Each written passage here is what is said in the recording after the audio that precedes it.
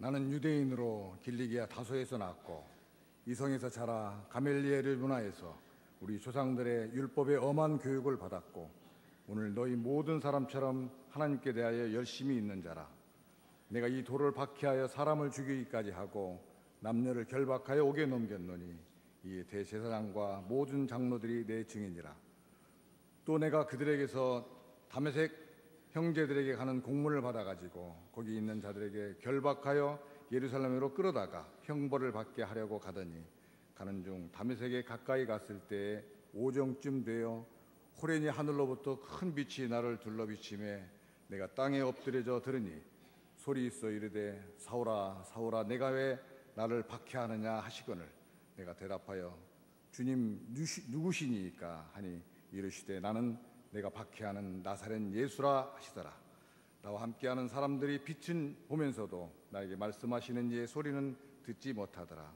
내가 이르되 주님 무엇을 하리이까? 주께서 이르시되 일어나 다메섹으로 들어가라. 내가 해야 할 모든 것을 거기서 누가 이르리라 하시거늘 나는 그 빛의 광채로 말미암아 볼 수 없게 되었으므로 나와 함께 있는 사람들의 손에 끌려 다메섹에 들어갔노라. 오늘은 금년도의 마지막 주일입니다. 연말이 되면은 지나간 한 해를 내가 어떻게 살아왔나 하는 회고를 하게 되고 그 회고하면 또 잘못한 것이 생각나서 반성을 하게 됩니다.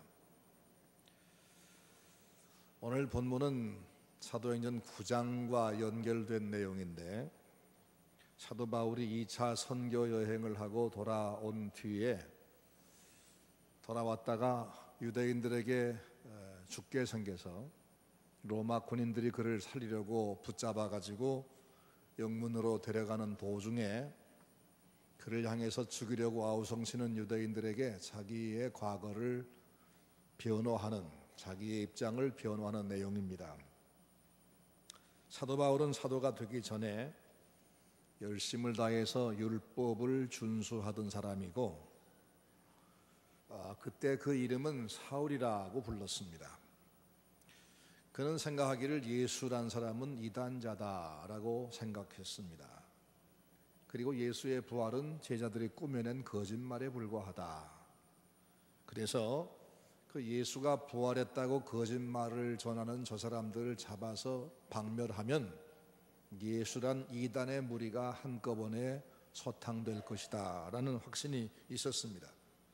그래서 다메섹으로 도망친 예수 제자를 체포해 오라 그런 명령을 대제사장들에게 받아가지고 군사를 이끌고 다메섹 성문을 향해 가다가 거기서 예수님을 만나게 됩니다. 성문 앞에 거의 가까이 왔을 때 하늘에서 강한 빛이 그를 향해서 내리쬐므로 갑자기 그 눈이 실명됩니다.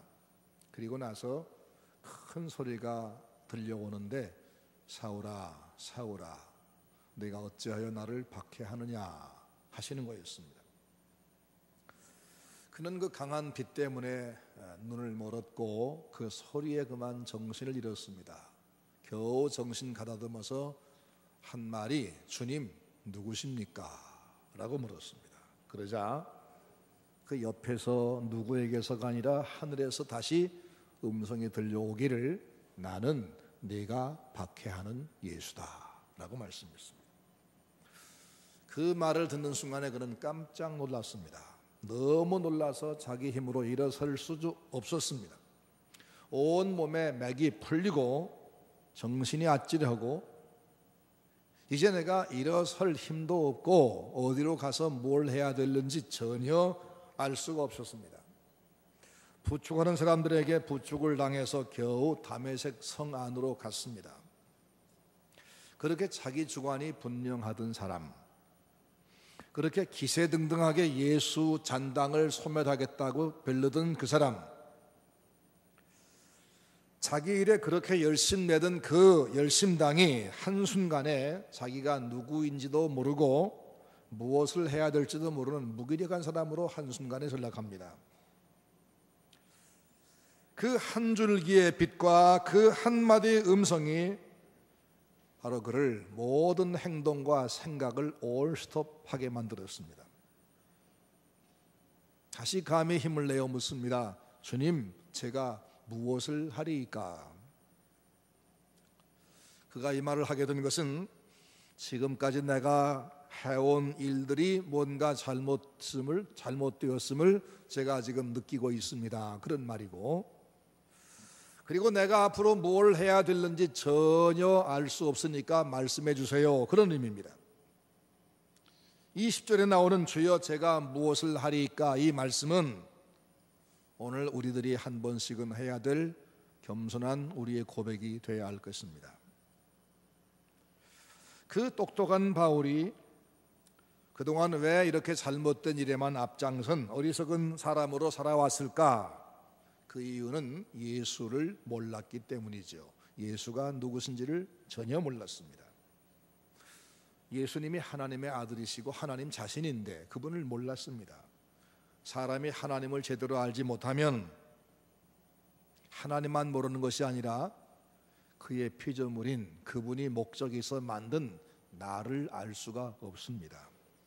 내가 누군지 모르면 내가 무엇을 해야 되고 어떻게 살아야 되는지를 역시 모르게 되어 있습니다. 마치 아버지가 누군지를 모르면 제가 누군지를 알 수 없는 것처럼 인간이 하나님을 모르면 자기를 모르고 자기를 모르면 자기가 해야 될 일도 자기 정체성도 알 수가 없는 겁니다. 근데 사울은 주님 누구십니까? 주님 제가 뭘 할까요? 이 중대한 질문을 그 생애 반토막이 다 지나간 그동안 헛된 일에 열심히 다 세월을 보낸 중년 이후에 다메섹 문 앞에서야 겨우 이 질문을 하게 됐다는 사실입니다. 그 전까지는 그 스스로 자기는 가장 바른 판단을 하고 자기는 가장 잘난 사람이었습니다. 그는 율법사이기 때문에 율법에 대해서는 자기보다 더 많이 아는 사람이 없다고 자부했습니다. 대제사장들의 신임도 받고 있었습니다. 자기를 따르는 병사들이 자기 명령에 지금 착착 움직입니다. 모세 율법을 지키는 것만이 우리의 가장 귀한 가치다. 따라서 저 모세 율법을 보이는 예수의 잔당을 없애버리는 것, 이게 바로 유대 사회에 그리고 하나님 앞에 충성하는 길이다. 이 확신이 가득했는데 그것은 하나님을 알지 못할 때 잘못된 지식이요, 잘못된 확신이요, 잘못된 사명감이었습니다. 그가 다메섹 성문 앞에서 자기를 부르신 그 음성을 듣는 순간 그 뒤부터 그동안의 그 모든 확신, 그 소명감 다 날아갔습니다. 율법을 지키는 것이 하나님 믿는 것이다. 이것도 잘못된 것이었고, 예수는 하나님의 아들이 아니고 사기꾼이라 이 생각이 전혀 잘못되었습니다. 이제 아무것도 모르겠습니다. 그래서 주여 내가 무엇을 하리이까? 라고 물은 겁니다. 사람은 이 과정을 한번 거쳐야 진정한 신자가 되는 것입니다. 이 질문이 한번 우리에게 있어야 되는 겁니다. 모세도 같은 과정을 거쳤다는 걸 성경 보면 알 수 있습니다. 모세는 애굽에서 40년 동안 왕실에서 교육을 받았습니다. 그래서 최고의 학문을 40년 동안 배운 석학입니다. 무술을 연마한 유단자입니다. 게다가 가만히 있으면 애굽의 왕이 될 수도 있는 그런 자리에 있었습니다. 그런 그가 애굽 나라에서 노예 취급당하며 등에 채찍을 맞고 일하는 자기 동족 유대인들, 그들을 도우려는 생각 때문에 왕궁을 나가서 그들 곁에 갔다가 애굽 사람을 쳐 죽이는 살인죄를 짓게 되고, 그 일로 그 신분이 탄로가 나서 지명수배당하고 도망쳐야 했습니다.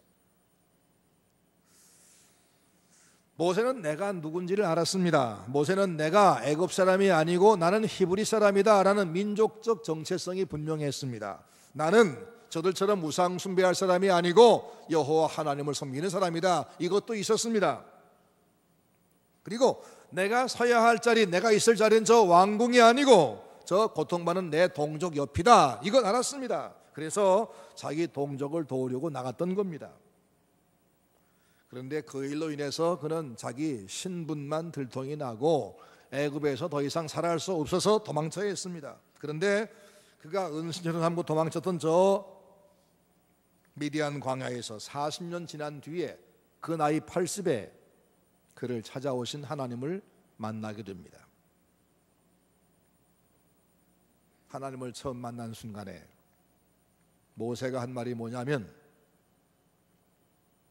주님 누구십니까? 이 질문을 둘러서 묻기를, 당신의 이름을 뭐라고 부르십니까? 라고 물었습니다. 하나님은 모세에게 나는 스스로 있는 자다 라고 대답하셨습니다. 나는 누가 만들어 주어서 존재하게 된 피조물이 아니고, 사람이 깎아 세워놓은 부처가 아니고, 부처를 깎아 만들 수 있는 인간을 만든 창조주다. 나는 스스로 있는 자다. 그러면서 말씀하기를, 너는 애굽으로 다시 돌아가서 거기 신음하는 내 백성을 구출해 내라. 내가 너와 함께 하마라고 말씀했습니다. 모세는 그 전에도 이미 하나님을 잘 섬기는 사람이었다고 평가됩니다. 그런데 그날 거기서 하나님을 다시 발견하지요. 모세는 하나님의 명령에 떠밀려 애굽에 옵니다. 비록 40년 전 실수하고 지명수배당한 사람이지만 하나님의 능력이 그와 함께하니까 애굽 사람이 그를 체포하지 못했습니다. 뿐만 아니라 그에게 하나님이 10가지 재앙을 내린 능력을 주시니까 애굽 왕이 두 손 들고 그들을 해방시키고 말았습니다. 모세는 전에는 자기의 생각과 자기의 힘으로 자기 백성을 도우려고 했으나 철저하게 실패했었습니다. 하지만 하나님을 제대로 만난 이후에 하나님의 명령을 받들고 와서 그 일을 할 때는 큰 성과를 거두었습니다. 사람이 하나님을 재발견하고 그분으로부터 명령을 받는 일이 먼저 있어야, 그래야 그 사람 하는 일이 하나님의 일이고 그의 삶이 열매가 있는 것이지, 그러지 아니하고 그냥 그저 옛날부터 믿어왔던 방식으로 그렇게 쭉 믿기만 해오면 열심히 교회 봉사하고 열심히 앞장설지라도 성과 있는 일을 하기 어렵고, 오히려 어떤 경우는 하나님의 일의 반대쪽 일을 할 수도 있다는 겁니다. 우리가 지금 신앙생활하는 우리의 태도나 우리가 교회를 위해서 한다고 열심 내는 일들도 그럴 수 있다는 겁니다. 하나님과의 만남, 하나님 당신의 이름은 누구십니까? 제가 뭘 해야 합니까? 이 질문을 거치지 아니하고는 아무리 공부를 많이 하고 아무리 경험이 많은 사람이라 할지라도 그는 자기 사명을 제대로 알 수가 없는 것이고, 헛된 일에 힘쓰며 사실상 일들을 그르치는 사람이 될 수 있다는 겁니다. 심각한 문제지요. 이사야의 경우도 그랬습니다. 이사야는 하나님의 종이었고 애국심이 강한 선지자였습니다. 근데 남쪽 나라를 통치하던 우시아라고 하는 훌륭한 왕이 갑자기 죽었습니다. 이사야가 걱정이 돼서 혼자 성전에 가서 기도를 시작합니다. 근데 기도하다가 환상을 봤는데 하나님의 엄청난 영광의 보좌가 보이고, 그 하나님의 옷자락이 성전에 꽉 차고 하나님 영광이 구름같이 성전에 꽉 찬 것을 보았습니다. 묻지 아니해도 그분이 하나님인 것을 느낄 수가 있었습니다.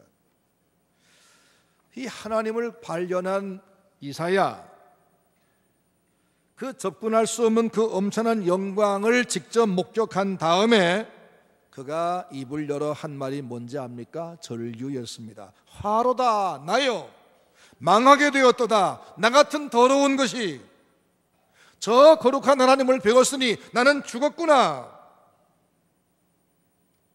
이사야는 하나님을 발견하자마자 즉시에 뭘 알았냐면, 나는 너무나 더러운 죄인이구나, 이걸 알았습니다. 그때 한 천사가 부젓가락으로 벌겋게 숯불 하나를 집어오더니 이사야의 입에 대주시면서, 이것이 내 입에 닿았으니까 네 죄가 사해졌느니라, 용서의 선언을 들었습니다. 그때 다시 음성이 들려오는데, 내가 누구를 보내며 누가 우리를 위하여 갈꼬 하는 음성이었습니다. 그때 자기도 모르게 대답합니다. 주여, 나를 보내소서. 내가 여기 있나이다. 그날 이후로, 과거에도 선지자였지만 그날 이후로 그는 하나님의 진짜 말씀을 전하게 되고, 너희 백성들은 지금 훌륭한 왕 우시야가 죽었다고 두려워하고 흔들리지만 나는 보았다. 그 왕을 세우신 하나님, 그 왕이 아니라 세상을 통치하는 하나님, 그분은 여전히 당신의 통치의 보좌에 앉아 계시더라. 두려워하지 말아라. 그 하나님이 우리를 위로하시고 구원하신다. 그 하나님이 우리를 구원하기 위해서 당신의 아들을 사람으로 보내시는데 이렇게 오셔서 이런 일을 하시고 이렇게 죽으시고 이렇게 부활하신다. 이사야가 이것을 아주 세밀하게 예언했습니다. 이사야는 평소에도 하나님을 섬기는 사람이고 선지자였습니다.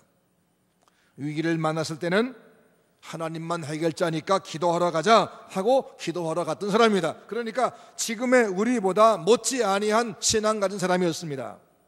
그러나 성전에 가서 그 영광의 보좌를 뵙기 전까지는 그의 신앙은 피상적인 신앙에 불과했었습니다.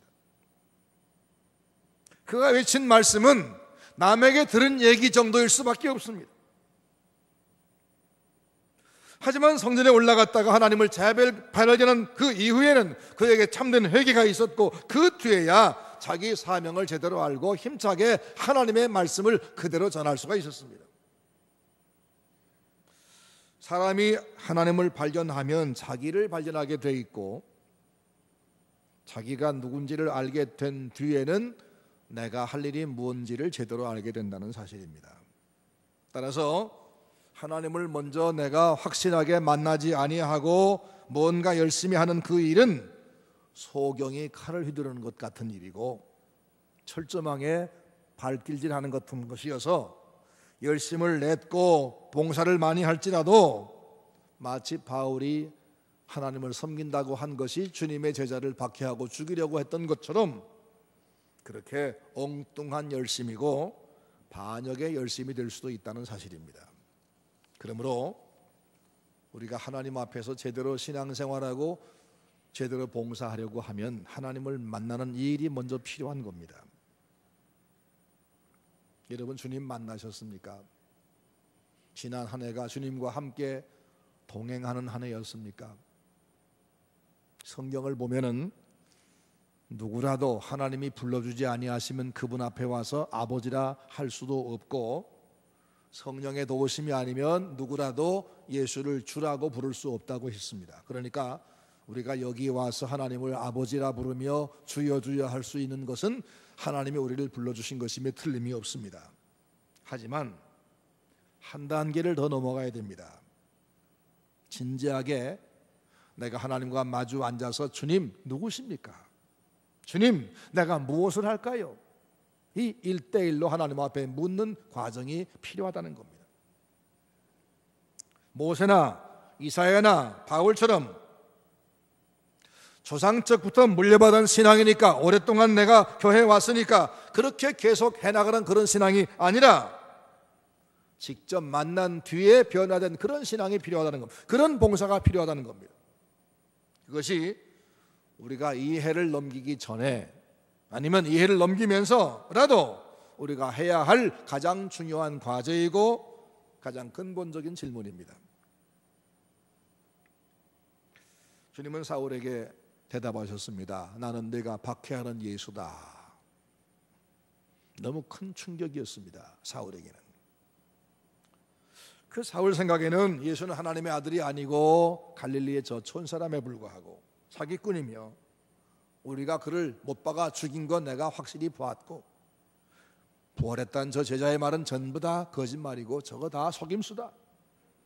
그래서 저 몇 명만 골라 체포해 처단하면 예수라는 이단 사상이 정리될 것이다 라고 믿었습니다. 아무리 생각해도 그것이 옳았습니다. 그래서 하나님을 섬기는 열심으로 그것을 하고 있었습니다. 그런데 그의 그 확신에 찬 그 노력과 헌신이 알고 보니까 하나님을 대적하는 것이었습니다. 자기가 핍박한 예수는 사기꾼이 아니고 실제로 하나님의 아들이시고 진짜 하나님이셨습니다. 그 한마디에 그는 모든 게 다 허물어지고 말았습니다. 그의 삶은 완전히 뒤집히고 말았습니다. 여러분, 하나님 여러분에게 뭐라고 말씀하실까? 여러분께서 하나님께 묻기를 주님 누구십니까? 라고 물으면 교회를 출석하면서도 하나님이 과연 계실까? 그런 반신반의하는 분이 계시다면 나는 내가 늘 의심하는 예수다, 그러실 거 아니겠어요? 하나님은 믿지만, 살아계신 걸 믿지만 말씀을 들으면서 순종하지 아니하고 비껴간 사람들에게는 나는 네가 평생 외면한 예수다 라고 하실 것입니다. 나는 너의 죄를 사하기 위해서 대신 죽은 내 구주야. 내가 네 남은 생애를 인도할 너의 구주야, 내 인도자야. 나는 네 생각과는 다른 내 생각을 가지고 널 이끌려고 하고 있어. 나는 서문교회의 주인이야. 이 교회를 섬기려면 내 뜻이 뭔지를 내가 알아야 돼.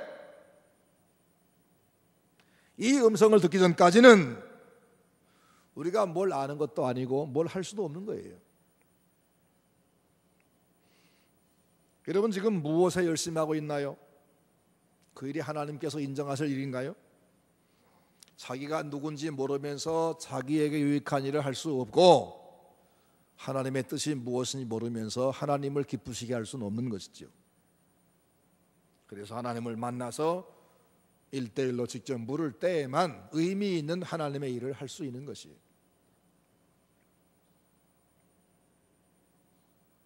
주님, 내가 무엇을 할까요? 사울이 물었더니 하나님께서 다메섹으로 들어가서 아나니아를 만나라 하고 말씀하셨어요. 그래서 아나니아를 찾으러 더듬더듬 부축을 받으며 시내로 들어갔습니다. 그때 하나님은 그 아나니아라는 경건한 유대인에게 미리 말씀해 주기를 사울이 너를 만나러 오니까 그를 만나서 기도해 주어라 그러셔서 아나니아와 사울이 만났습니다.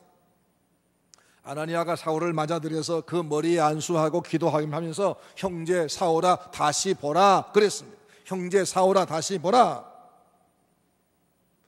우린 본단 말을 여러 군데 쓰죠. 음식을 먹으면서도 먹어본다 그러고, 생각하면서 생각해 본다 그러고, 옷을 입으면서 입어본다 그러죠. 형제 사울아 다시 보라. 내 주관적인 생각으로 세상을 보고 사람을 판단하고 사건을 내가 처리하고 너 혼자 내 판단, 내 결심, 내 나름대로 내 길을 가지 말고 다시 생각해라. 다시 판단해라. 이제는 나를 본 뒤에 내 명령을 따라서 새 일을 해라 그 말입니다. 아나니아가 사울에게 안수하면서 다시 보라 그렇게 했더니 그 순간 그 눈에서 비늘 같은 것이 벗겨지면서 그 육신적인 시력이 우선 회복이 됩니다. 다시 보았단 말은 이 육의 시력만 회복됐단 말이 아닙니다. 그의 주관적인 생각, 그 육신적인 판단, 그의 생각, 이게 다 고쳐졌다 그런 말입니다. 자기 중심의 시각에서 하나님 중심의 시각으로 바뀌었다 그 말입니다. 아나니아는 새로운 눈과 새로운 시각을 갖게 된 사울에게 하나님이 너를 예수 그리스도의 복음을 저 이방 사람들에게 증거하기 위해서 너를 세웠다 말씀해 주었습니다. 그날 이후로 그는 이방인에게 예수의 복음을 전하기 위해서 생애를 바쳤습니다. 그렇게 미워하고 박멸하라고 했던 그 예수를 그는 온 세상에 하나님의 아들 우리 구주라고 믿으면 죄사함 받고 영생을 얻는다고 증거하는 그 일을 위해서 생애를 바쳤습니다. 그리고 그 일을 위해서 자기 가문의 모든 전통, 지위, 지식, 재물, 명예, 영광 다 쓰레기로 취급하고 버렸습니다. 그리고 그의 사역은 참으로 성공적이어서 세상 인류 가운데 아마 바울 사도만큼 성공적인 사람은 없을 것 같습니다. 이 사울, 모세, 이사야 모두 어릴 적부터 하나님을 알아온 사람들입니다. 하지만 하나님을 직접 만나기 전까지 그들은 그저 그렇고 그런 사람이었습니다. 때로는 하나님을 반역했습니다. 하지만 하나님을 재발견한 뒤에는 하나님 앞에 제대로 쓰임받고 엄청난 일을 해냈습니다. 우리도 수십 년 동안 예수 믿고 살아왔지만 진지하게 주님 누구십니까? 주님은 나에게 누구십니까? 주님, 제가 어떻게 살아야 할까요? 제가 뭘 해야 할까요? 이것을 금년 이 연말에 새해를 맞이하기 전에 한번 다시 물어보십시다.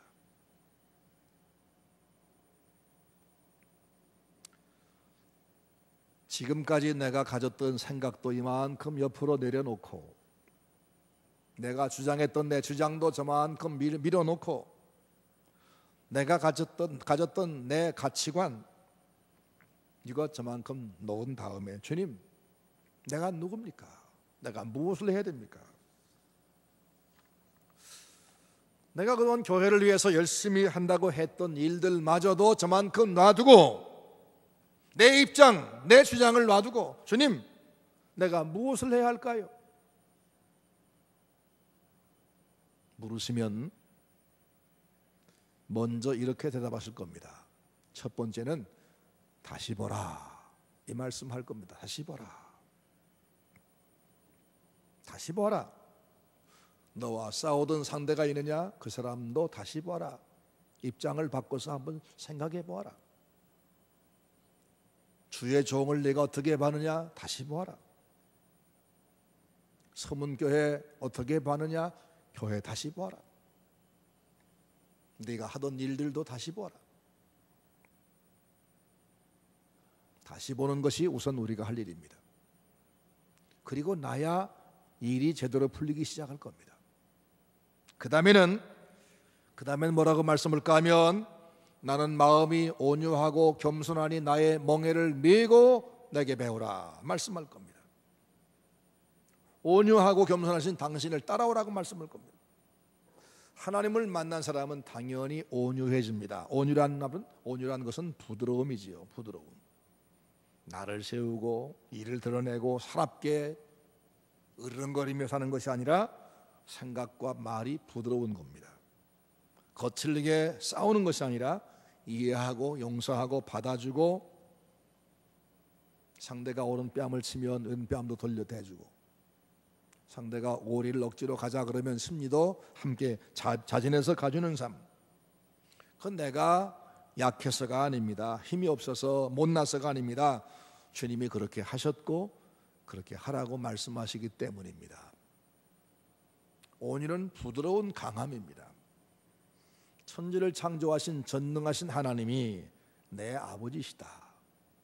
그분은 세상의 모든 것을 당신의 능력과 계획대로 이끌어 가시는 분이 내 편이신데, 그래서 내가 너하고 싸우지 않아도 내가 너에게 주님이 하라는 대로만 그렇게 선대하면 결국 하나님 나를 승리하게 만들어 주시오. 그러니 난 너하고 싸우지 않을 거야. 이게 바로 온유함의 속에 들어있는 강함입니다. 이 믿음 가지면 절대로 싸우지 않습니다. 또 하나님 만나면 겸손합니다. 다메섹 도상에 주님을 만나기 전까지 사울은 대단히 교만했습니다. 그는 나면서 세계 1등 시민인 로마 시민권을 가지고 있었습니다. 최고의 학자 가말리엘에게서 배운 최고의 석학이었습니다. 그는 유대인 중에도 왕통인 베냐민 지파 사람이었습니다. 율법을 가장 잘 아는 율법사였습니다. 그러니까 그 당시 사회에서 존경받을 만한 것은 혼자 다 가진 사람이었습니다. 그러니까 그 이름이 나는 크다, 그런 이름으로 사울 이렇게 불렀습니다. 그런데 주님을 만나고, 주님 누구십니까? 하나님을 만난 다음에는 자기가 얼마나 초라한지를 알았습니다. 세상에 제일 높은 분은 천지를 창조한 하나님이신데도 불구하고 하나님됨을 스스로 포기하고 낮고 선한 인간 되어서 우리 죄인을 위해 대신 죽으신 예수, 이 예수보다 높은 분이 없음을 알았습니다. 그래서 그는 목이 쏙 들어가고 나는 세상에서 가장 낮은 자입니다 라면서 작은 자란 이름에 바울이라는 이름으로 이름을 바꿉니다. 그리고 기회 있을 때마다 나는 만삭되어 나지 못한 자 같은 자입니다. 나는 죄인의 괴수입니다. 내가 자랑할 것은 바로 이 연약함을 자랑할 수밖에 없습니다. 이렇게 낮아졌습니다. 이런 참된 겸손은 주님을 만난 뒤에 만들어지는 것입니다. 그래서 사울이 물었던 주님 누구십니까? 내가 무엇을 해야 하나요? 라는 질문은 2013년도를 마감하고 있는 우리 서문교회 성도들과 제가 함께 물어야 될 가장 진지한 질문이고 다급한 질문입니다. 마태복음 16장 13절 이하에 보면 예수님께서 가르친 제자들 12명이 이들조차 이 질문을 하지 않아요. 3년 동안 먹이고 이끌고 가르치고 했지만 이 중에 누구도 주님 누구십니까? 라고 묻지 않으니까 오늘 소용한 기회에 주님이 직접 물었어요. 사람들이 나를 누구라고 하더냐? 누구는 엘리야라 그러던데요. 누구는 예레미야라고도 해요. 누구는 세례요한이라고도 해요. 예수님 또 물었습니다. 그런 말 말고 너희는 나를 누구라고 불러? 그때 베드로가 주는 그리스도시요 살아계신 하나님의 아들이십니다 라고 했죠. 주님께서 그날 왜 그 질문을 빌립보 가이사랴에서 물으신지 압니까? 너희들은 왜 아직도 주님 누구십니까? 이 근본적 질문을 하지를 않느냐? 이 말이었습니다. 2013년이 지나갑니다. 지난 한 해 여러분 무엇을 이루셨습니까? 무엇을 바라보고 무엇에 주안점을 두고 힘써 살아오셨습니까? 내가 이룬 그것이 하나님께서 원하시는 것과 일치한다고 생각하십니까? 회사를 2배쯤 성장케 했습니까? 무슨 공부를 해서 학위 받으셨습니까? 어떤 자리에 승진하거나 혹은 돈을 좀 많이 버셨습니까? 잘한 일입니다. 하지만 그보다 더 중요한 것은 하나님과 1대1로 마주 앉는 일입니다. 주님 누구십니까? 내가 무엇을 할까요? 이걸 물을 수 있다면 그 다음부터는 여러분의 남은 생애가 정말 알차게 될 것이고 하나님과 동행하게 될 것입니다. 이해를 넘기면서 주님과 진지하게 마주 앉아 주님 누구십니까? 내가 뭘 할까요? 물으시길 바랍니다. 그래서 2014년이 우리에게 새로운 출발이 되고 우리 서문교회도 축복과 평강이 열리는 해가 되기를 주의 이름으로 축원합니다.